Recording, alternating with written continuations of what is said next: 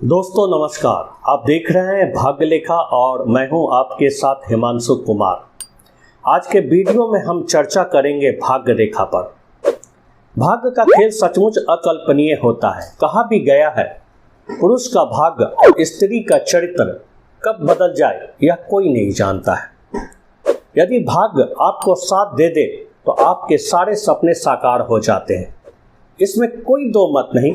इंसान चाहे कितनी भी मेहनत क्यों न कर ले, समय से पहले और भाग्य से ज़्यादा उन्हें कभी नहीं मिल पाता है। इसलिए हाथ में अन्य रेखाओं की अपेक्षा भाग्य रेखा को कहीं ज़्यादा महत्व दिया गया है। अंग्रेजी में इसे फेट लाइन कहते हैं।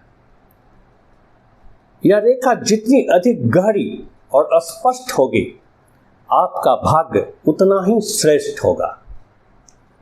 आपके हाथ में भाग्य रेखा को छोड़कर बाकी सभी रेखाएं कमजोर तथा दूषित हो तो भी आपको सफलता जरूर मिलेगी। भाग्य रेखा को शनि रेखा भी कहा जाता है। हाथों में भाग्य रेखा का उद्गम स्थल अलग अलग होते हैं, लेकिन इस रेखा की समाप्ति प्रायः शनि पर्वत पर ही होती है। आइए जानते हैं कि हाथ के किन किन पर्वतों से भाग्य रेखाएं निकलती है। इन अलग अलग पर्वतों से निकलने वाली भाग्य रेखाओं का प्रभाव तथा परिणाम भी बिल्कुल अलग होते हैं। सबसे पहले शुरुआत करते हैं मणिबंध से प्रारंभ होने वाली भाग्य रेखा से। यदि आपके हाथ में भाग्य रेखा मणिबंध से प्रारंभ होकर शनि पर्वत तक पहुंच जाए तो इसे शुभ माना जाता है। यह रेखा गहरी और निर्दोष हो तथा सूर्य रेखा भी प्रबल हो तो इंसान का जीवन प्रतिभा और सौभाग्य से परिपूर्ण होता है। यदि भाग्य रेखा शनि क्षेत्र में जाकर दो भागों में बंट जाए तथा इसकी एक सिरा शनि पर्वत की ओर और दूसरी सिरा गुरु पर्वत तक पहुंच जाए तो ऐसे व्यक्ति अपने जीवन में बहुत अधिक ऊंचे पद पर पहुंचता है।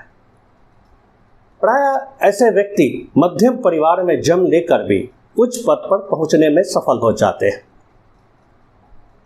यदि भाग्य रेखा जीवन रेखा से निकलकर शनि पर्वत तक पहुंच जाए तो ऐसे व्यक्ति को बचपन में परेशानियों का सामना करना पड़ता है, परंतु आगे चलकर अपने प्रयत्नों से उन्नति करता है।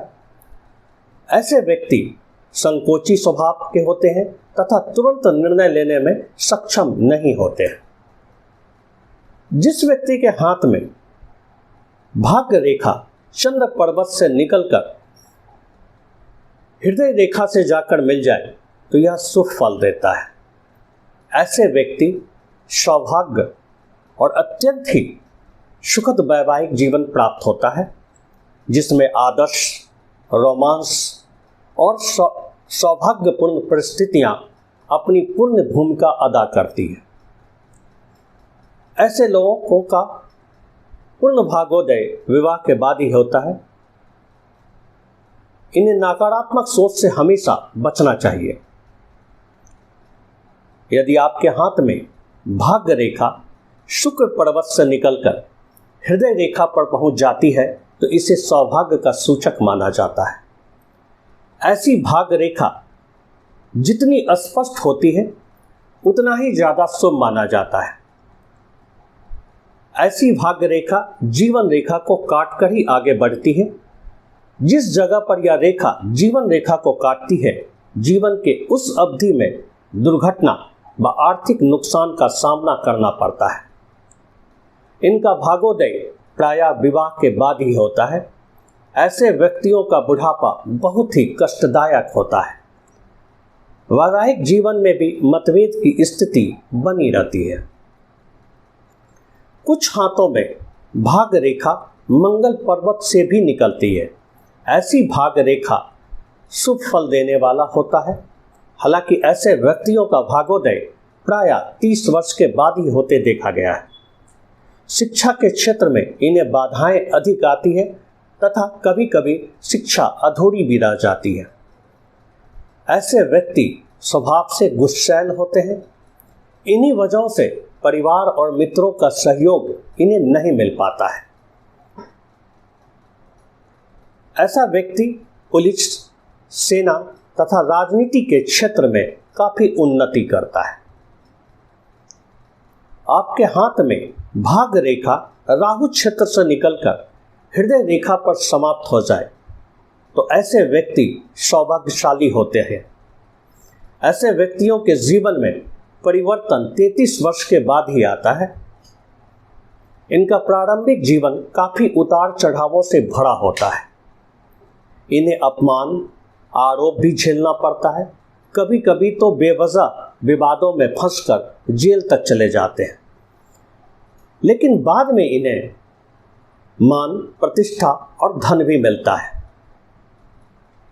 यदि इस रेखा पर वृत्त का चिन्ह हो तो ऐसा व्यक्ति भाग्यहीन होता है। यह रेखा दूषित हो तो ब्रेन कैंसर या लीवर कैंसर होने की संभावनाएं अधिक होती है।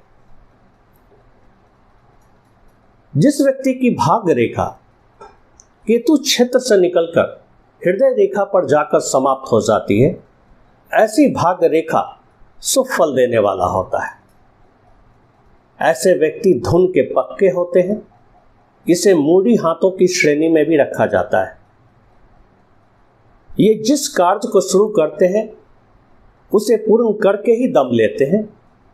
ऐसे व्यक्ति स्वभाव से अस्पष्ट वक्ता होते ही इनके भीतर तानाशाही प्रवृत्ति भी देखने को मिलती है। ऐसे व्यक्तियों को परिवार की उपेक्षा झेलनी पड़ती है।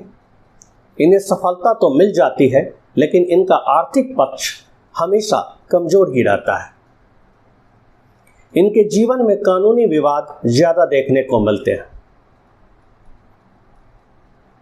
जिन हाथों में भाग्य रेखा सूर्य पर्वत पर पहुंच जाती है, ऐसे व्यक्ति कला या साहित्य के क्षेत्र में प्रसिद्धि प्राप्त करता है। यदि भाग्य रेखा सीधे बुध पर्वत तक पहुंच जाए तो ऐसे व्यक्ति को उद्योग व व्यापार में अप्रत्याशित सफलता मिलती है। जिन हाथों में भाग्य रेखा कई स्थानों पर टूटी हुई होती है, उस व्यक्तियों को उतनी ही बार जीवन में किसी आकस्मिक घटना या गंभीर परिवर्तनों का संकेत देती है। दोस्तों, वीडियो पसंद आए तो लाइक जरूर करें और सब्सक्राइब करना ना भूलें। धन्यवाद।